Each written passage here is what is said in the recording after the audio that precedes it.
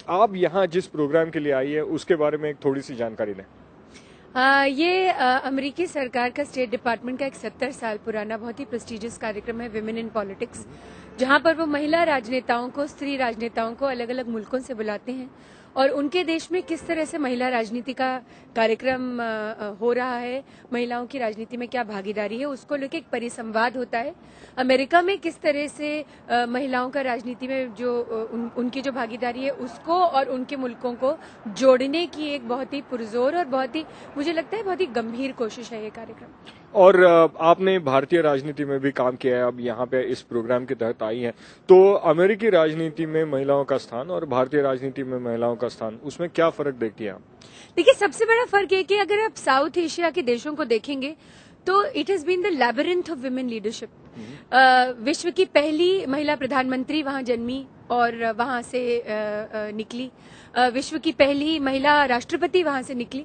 तो मुझे लगता है चाहे वो इंदिरा गांधी हो, सिरिमा भंडार नायके हो, शेख हसीना हो, बेनजीर भुट्टो हो, जितनी भी, और हमारी अपनी भारतीय जनता पार्टी की राजमाता सिंधिया, वसुंधरा राजे जी, सुषमा स्वराज जी, इतनी बड़ी बड़ी ग्लोरियस विमेन लीडर्स जिस मुल्क में रही हैं, वहां ये घर्षण नहीं होगा कि महिलाओं की राजनीति में भागीदारी को लेकर हम क्या करें। लेकिन अमेरिका की अगर हम स्थिति देखें तो आर्थिक और सामाजिक सशक्तिकरण के हिसाब से तो महिलाएं बहुत बड़ी लीडर्स हैं, लेकिन आज भी जब आप सेनेट में देखते हैं तो बहुत दुख होता है कि सिर्फ मुट्ठी भर महिलाएं सेनेट में यहाँ नजर आती हैं। और एक ऐसी डेमोक्रेसी, एक ऐसा प्रजातंत्र जो विश्व भर में अपने फेडरलिज्म के लिए, अपनी आजादी के लिए, अपनी आजाद ख्याली के लिए, इंडिविजुअल को सिस्टम में स्थान देने के लिए जाना जाता है, वहां महिलाओं की स्थिति मुझे लगता है अभी भी राजनीति में काफी कमजोर है। और इसी के लिए मुझे लगता है ये परिसंवाद बहुत गांभीर्य का है और बहुत जरूरी है, जो मजबूती से इस बात को अच्छी तरह से पुख्ता करता है कि चाहे आप सामाजिक आर्थिक रूप से हो सकता है कहीं पर कम पड़ जाएं, लेकिन राजनीति में जब तक आप महिलाओं को इक्वल राइट्स नहीं देंगे, जब तक उनकी लीडरशिप की बात नहीं करेंगे, तब तक समाज पूरी तरह से विकसित नहीं होगा। जहां तक बात कर रहे हैं राइट्स की, तो 33% जो आरक्षण का जो मामला है, तो आरक्षण के बाद का भारत आप किस तरह से बदला हुआ देखते हैं, क्या बदलाव देखते हैं, और क्या भारत एक और अच्छा भारत होगा इस आरक्षण बिल के पारित होने के बाद? बहुत गौरवशाली मुझे लगता है भविष्य होगा 33% आरक्षण जब संसद में महिलाओं को मिल जाएगा। मैं याद दिलाना चाहूंगी कि देश का इतिहास ये है कि 16 वर्ष पहले जब पंचायत समितियों में और लोकल गवर्नेंस में हमने महिलाओं को आरक्षण दिया था, तो एक स्टडी बताती है कि जो महिला सरपंच उस वक्त चुनी गई, वो अगली 2 बार भी चुनकर आई। यानी उनका काम इतना संवेदनशील था, कम्युनिटी डेवलपमेंट को लेकर उन्होंने इतना काम किया।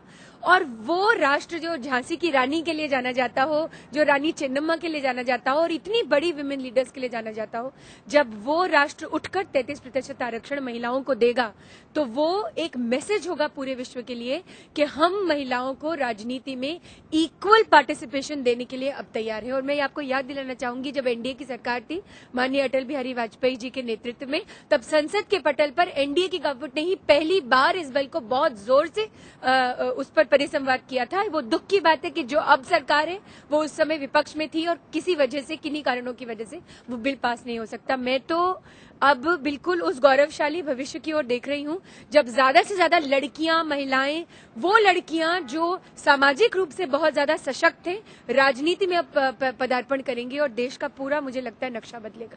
एक आखिरी सवाल, इस कार्यक्रम से आप जब वापस जाएंगे तो क्या चीजें लेकर जा रही है यहाँ से? देखिए, मुझे यूएस का फेडरलिज्म, अमेरिका का फेडरलिज्म हमेशा बहुत ही ज्यादा आकर्षित करता रहा है। जिस तरह से व्यक्ति और समाज के बीच का हमेशा विवाद रहा है राजनीतिक प्रजातंत्रों में, उसको लेकर यूएस ने बहुत ज्यादा बड़ी एक पुरजोर पहल की है। प्रेसिडेंट बैरक ओबामा जिस तरह चुनाव लड़े और जीते, पहली बार एक ऐसा व्यक्ति जिसका किसी ने नाम नहीं सुना था, he just got up one day and he decided that I am going to be the next president of United States of America. I think मुझे लगता है कि ये आजाद ख्याली और राजनीति में आजादी का बहुत बड़ा एक परिप्रेक्ष्य है। लेकिन जो मैं देकर जा रही हूँ वो ये है कि चाहे महिलाएं हो सकता है कभी कभी आपको दिखें बाहर से कि उन्हें और ज्यादा सशक्तिकरण की जरूरत है, जब तक आप उन्हें राजनीतिक भागीदारी में शामिल नहीं करेंगे और जब तक आप उन्हें इक्वल राइट्स नहीं देंगे, जो कि हमारे देशों में है, चाहे वो भारत हो, चाहे बांग्लादेश हो, चाहे श्रीलंका हो, चाहे एशियाई दूसरे मुल्क हों। और भारत में खासतौर पर हमने देखा कि महिला सशक्तिकरण का सबसे बड़ा जो टूल था वो उनका राजनीति में पदार्पण था। तो मैं अमेरिकी सरकार से यही एक आशा लेकर जा रही हूं कि अब अगली बार जब सेनेट का चुनाव होगा, कांग्रेस का चुनाव होगा, तो महिलाओं की कम से कम दुगनी संख्या होगी। और मेरे लिए मुझे लगता है ये बहुत खुशी की बात होगी। और इस परिसंवाद से अगर ऐसी कोई एक स्थिति पैदा हो सके तो हमारे लिए बहुत सुख होगा। बहुत बहुत धन्यवाद। धन्यवाद। Thank you. थैंक्स।